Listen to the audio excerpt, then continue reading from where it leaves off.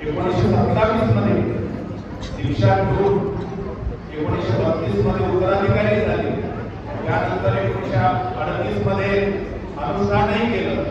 1945 मध्ये विशेष म्हणजे त्यांनी लाहोर विद्यापीठाची डॉक्टरची पदवी MBBS ची पदवी प्राप्त केली. 1947 मध्ये स्वातंत्र्य चळवळीमध्ये सहभाग घेतला आणि 2 वेळा तुरुंगवास भोगला.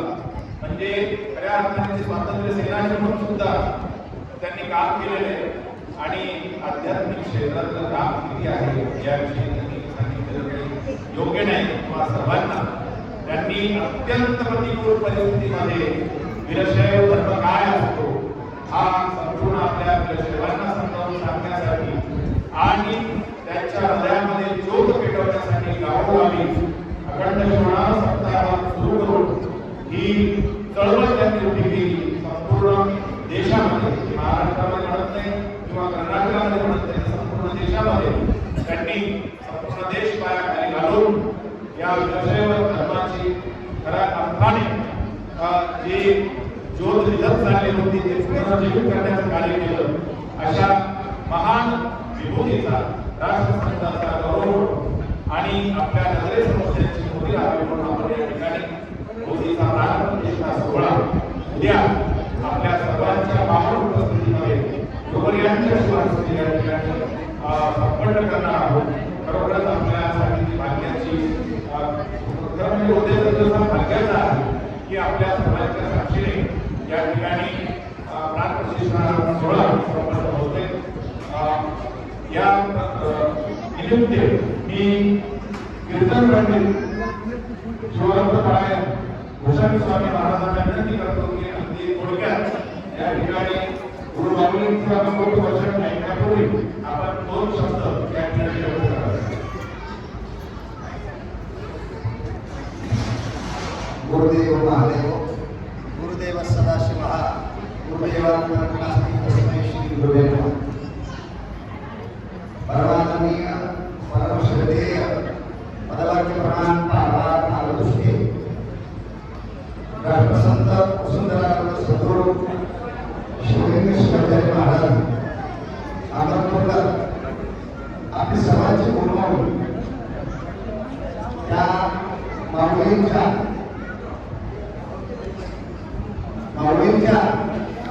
मूर्ती प्राण प्रतिष्ठेच्या अनुषंगाने आपल्याला आपल्या जीवनातील पवित्र असा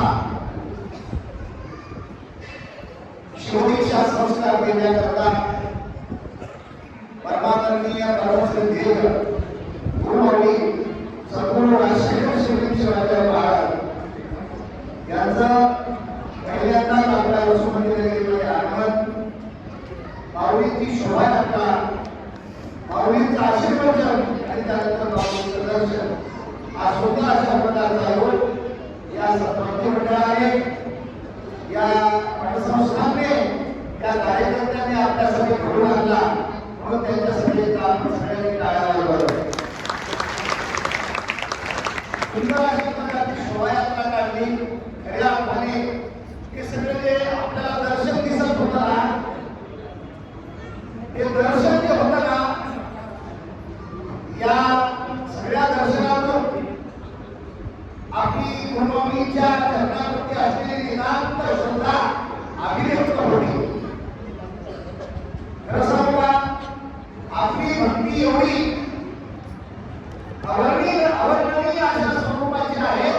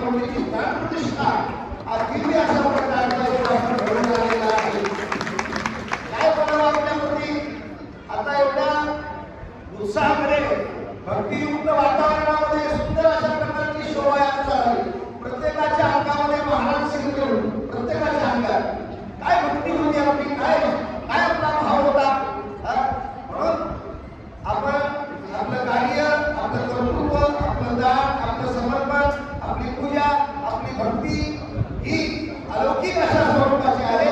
म्हणून आपण आपल्या श्रद्धेबद्दल बोलण्याकरता माझ्याकडे पुन्हा सांगते शब्द नाही. आपण धन्य आहात.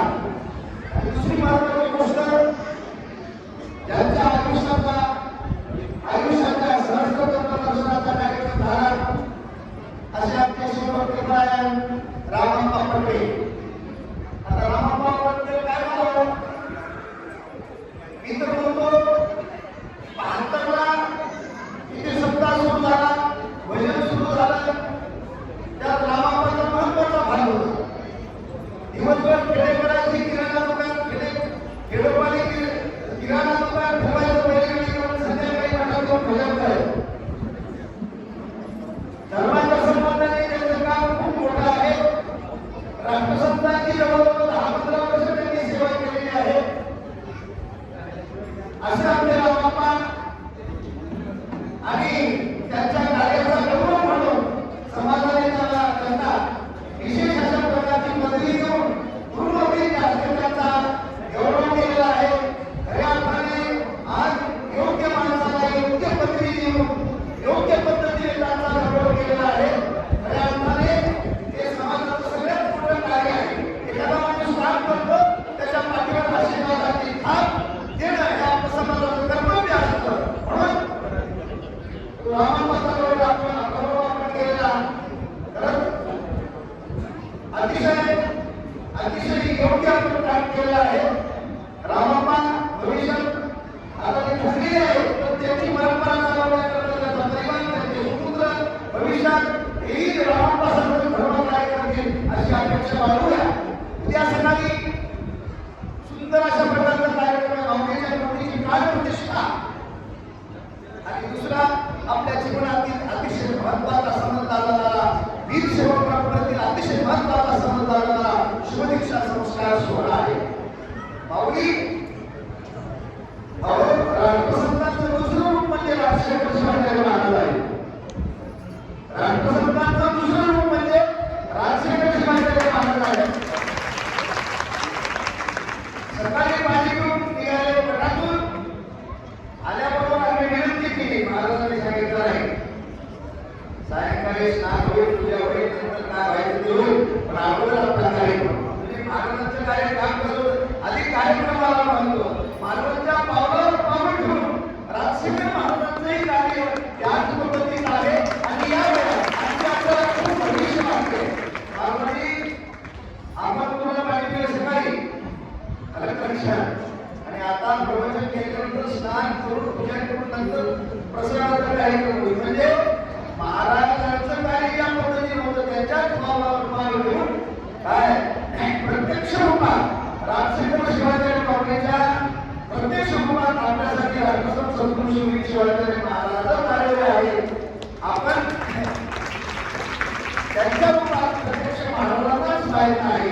म्हणून गुरु आणि शिष्याच्या मध्ये अडथळा न राहता सगळ्यांनी दीक्षेला ठिकाणी 9 वाजता उपस्थित राहायचं. शिवदीक्षा संस्कार होईल, प्राण प्रतिष्ठेचा कार्यक्रम होईल, सगळे कार्यक्रम व्यवस्थित होतील. पण आता जास्तीत बोलता